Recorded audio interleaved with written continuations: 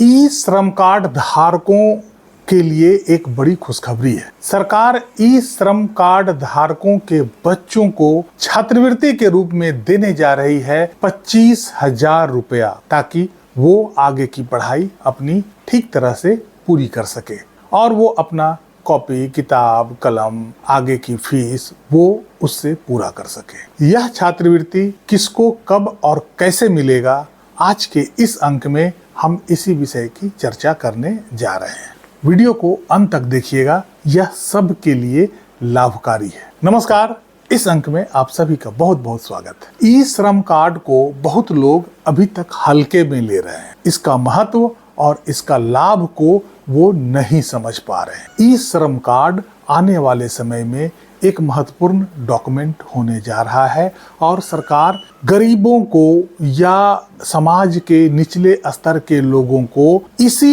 ई श्रम कार्ड के मदद से आगे अपनी आने वाली योजनाओं के तहत मदद कर पाएगी। सरकार समय समय पर इन लोगों के लिए योजनाएं निकाल रही है और इसी ई श्रम कार्ड पंजीकरण के थ्रू उन्हें मदद भी दी जा रही है। अभी तो सरकार ई श्रम कार्ड धारकों के लिए पेंशन योजना, बीमा योजना और अभी एक छात्रवृत्ति योजना लाई है।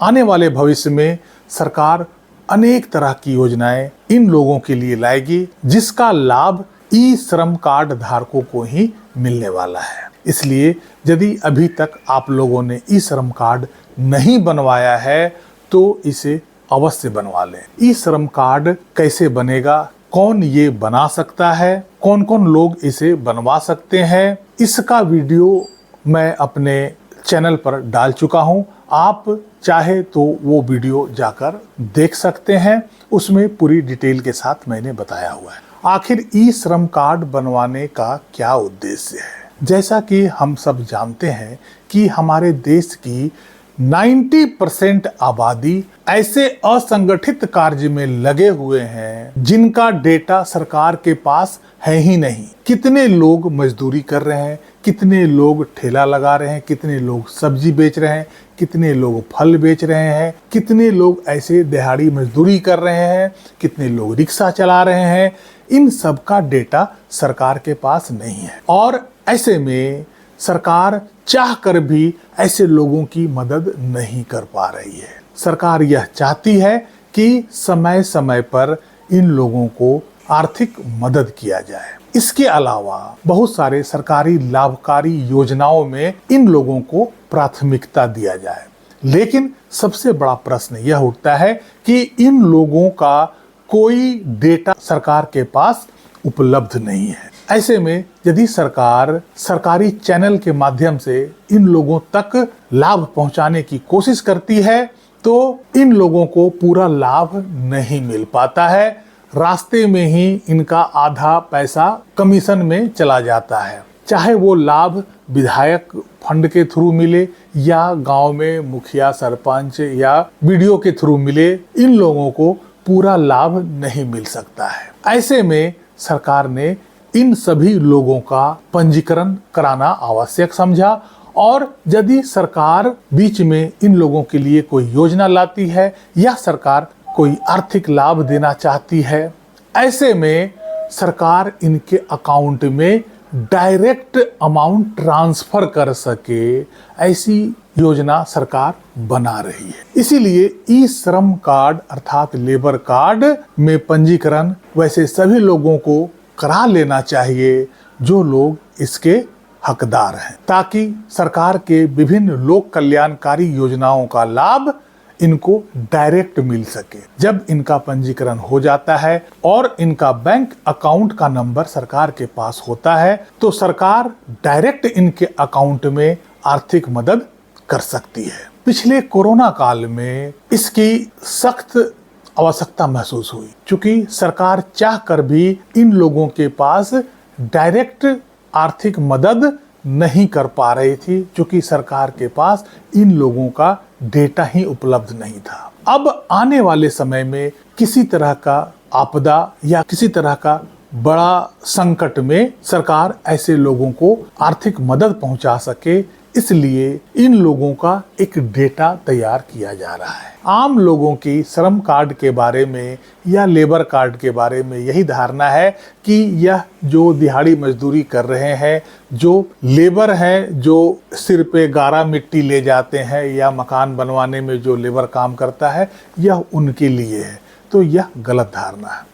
यह वैसे सभी व्यक्तियों के लिए है जो असंगठित क्षेत्र में कार्य कर रहे हैं। अब कोई व्यक्ति फल बेच रहा है, कोई व्यक्ति सब्जी बेच रहा है, कोई व्यक्ति ठेला चला रहा है, कोई व्यक्ति रिक्शा चला रहा है, कोई व्यक्ति मजदूरी कर रहा है, कोई व्यक्ति दिहाड़ी मजदूरी कर रहा है, कोई व्यक्ति अंडा समोसा ठेला पे लगा के बेच रहा है, या कोई व्यक्ति किसी दुकान में या किसी छोटी जगह पे नौकरी कर रहा है। ऐसे सभी व्यक्तियों के लिए यह श्रम कार्ड बनवाना जरूरी है और ऐसे सभी व्यक्ति श्रम कार्ड को बनवा सकते हैं। अर्थात ये सारे व्यक्ति असंगठित क्षेत्र के माने जाते हैं। इसका क्या क्या क्राइटेरिया है, बाकी आप डिटेल में मेरे पहले का वीडियो आप देख सकते हैं। तो आप सभी को पता चल गया कि लेबर कौन है। इस योजना के तहत वो हर व्यक्ति लेबर है जो छोटे मोटे कार्य कर रहे हैं, जो दिहाड़ी मजदूरी कर रहा है, जिनका कोई फिक्स्ड आमदनी नहीं है, वो रोज कमाने और खाने वाले लोग हैं। ऐसे सभी लोग इस योजना के तहत आते हैं, लेबर के तहत आते हैं और उन सभी को लेबर कार्ड आवश्यक रूप से बनवा लेना चाहिए। यह योजना भारत सरकार के श्रम और रोजगार मंत्रालय द्वारा संचालित किया जाता है। इसका लक्ष्य है कि हमारे देश में जितने लोग असंगठित क्षेत्र में कार्य कर रहे हैं उनका पंजीकरण करना और उनका एक डेटा तैयार करना, ताकि किसी भी आपदा के समय, किसी भी विपत्ति के समय इनको सरकार डायरेक्ट सुविधा दे पाएगी। इसके लिए रजिस्ट्रेशन के बाद इनको 12 अंकों का एक यूनिक आईडी नंबर दिया जाता है, जो इनका लेबर कार्ड नंबर होता है, जो इनका पंजीकरण नंबर होता है। उसी से इनका बैंक अकाउंट, आधार कार्ड वगैरह सारा लिंक होता है। लेबर कार्ड बनवाने पर सरकार आपको डायरेक्ट बेनिफिट ट्रांसफर के माध्यम से मदद पहुंचा सकती है। इसलिए लेबर कार्ड को हल्के में ना लें, इसे इग्नोर ना करें, नजरअंदाज ना करें। यदि आप इसके अंतर्गत आते हैं या आप भी कोई छोटा मोटा व्यापार या रेड़ी पटरी पर कार्य करते हैं या फल सब्जी की दुकान लगाते हैं या ठेला चलाते हैं, रिक्शा चलाते हैं या कोई भी ऐसा असंगठित क्षेत्र का काम करते हैं, पान सिगरेट तंबाकू बेचते हैं, तो आप लेबर कार्ड अवश्य बनवा लीजिए। अब इसमें समझते हैं कि अभी तक जिन लोगों ने लेबर कार्ड बनवा लिया है उनको सरकार क्या क्या लाभ दे रही है। सभी ई श्रम कार्ड धारकों के लिए सरकार एक बीमा योजना चलाती है, जिसमें यदि किसी दुर्घटना में आपको आंशिक रूप से क्षति हुई है, जैसे हाथ पैर टूट गया है या किसी तरह से आपको गहरी चोट लगी है, ऐसे में सरकार आपको 1 लाख रुपया का दुर्घटना बीमा लाभ देती है। इस योजना के तहत यदि किसी दुर्घटना के कारण किसी भी ई श्रम कार्ड धारक की मृत्यु हो जाती है या स्थायी विकलांगता हो जाती है, तो सरकार उसे 2 लाख रुपए मुआवजा देती है या 2 लाख रुपए का सहायता प्रदान करती है। इसके अलावा सरकार इस योजना के तहत 60 वर्ष से अधिक के उम्र वालों को 3000 रुपया प्रति माह पेंशन देने की भी योजना लाई है और यह भी लाभ आने वाले समय में सभी ई श्रम कार्ड धारियों को मिलने वाला है। इन लाभों के अतिरिक्त अभी सरकार एक नया लाभ इसमें जोड़ा है, जो है छात्रवृत्ति योजना।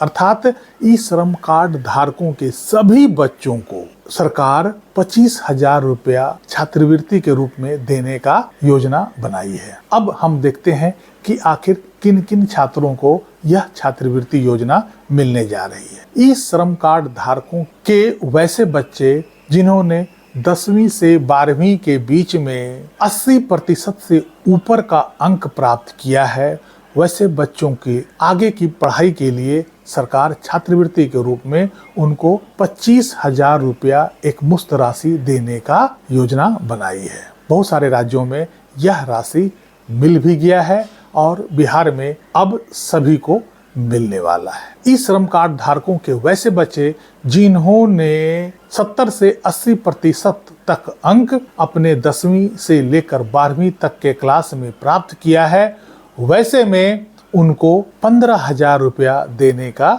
योजना है। और वैसे विद्यार्थी जो 50 से 70% के बीच अंक स्कोर किया है, उनको सरकार 10,000 रुपया एक मुफ्त राशि देगी, ताकि वैसे सभी विद्यार्थी अपनी उच्च शिक्षा को प्राप्त कर सके। उनके लिए यह एक सहायता राशि है। ई श्रम कार्ड धारकों को यह राशि या किसी भी लाभ की राशि तब मिलेगी जब वो अप्लाई करेंगे, जब उनका ई श्रम कार्ड बना होगा और वो इसके लिए अप्लाई करेंगे।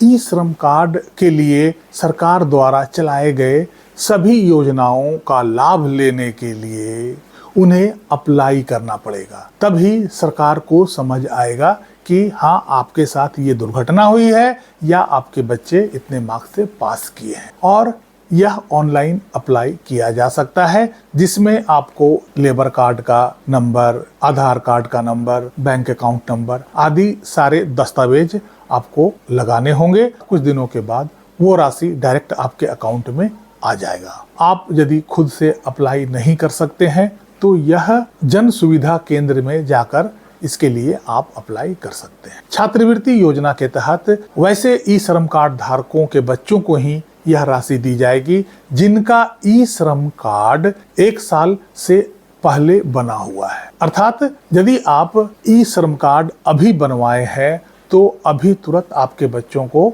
लाभ नहीं मिलेगा। आपका ई श्रम कार्ड कम से कम 1 साल पुराना होना चाहिए। इस तरह ई श्रम कार्ड के माध्यम से बहुत लोगों को सरकार बहुत लाभ दे रही है और ऐसे लोगों के लिए आगे आने वाले समय में और भी नई नई योजनाएं बना रही है, जिसके तहत आर्थिक मदद के साथ साथ और भी कई तरह के मदद सरकार पहुंचाने की कोशिश करेगी। क्योंकि एक बार जब सरकार के पास इसका डेटा अवेलेबल होगा तो ऐसे लोगों की मदद के लिए सरकार बड़ी बड़ी योजनाएं भी बना सकती है। इसलिए यदि आप अभी तक ई श्रम कार्ड नहीं बनवाए हैं और आप भी इस कैटेगरी में आते हैं तो आप बहुत बड़ी गलती कर रहे हैं। यथाशीघ्र आप अपना ई श्रम कार्ड अवश्य बनवा लें, नहीं तो हाथ मलते रहेंगे। और जिन्होंने ई श्रम कार्ड बनवा लिया है और उन्हें ई श्रम कार्ड की किसी भी योजना का लाभ लेना है तो वो तुरंत अप्लाई करें। सरकार अपनी योजना के तहत आपको लाभ अवश्य देगी। लाखों लोग सरकार के बीमा योजना और छात्रवृत्ति योजना का लाभ उठा चुके हैं। आप पीछे क्यों बैठे हुए हैं? आप भी लेबर कार्ड बनवाइए और यदि आप भी एलिजिबल हैं तो इसके लिए इस योजना के तहत लाभ उठाइए। इस अंक में यहीं तक। कैसी लगी जानकारी कमेंट करके जरूर बताइएगा। वीडियो को लाइक कीजिएगा, चैनल को सब्सक्राइब कीजिएगा। मिलते हैं अगले अंक में, तब तक के लिए जय हिंद, वंदे मातरम।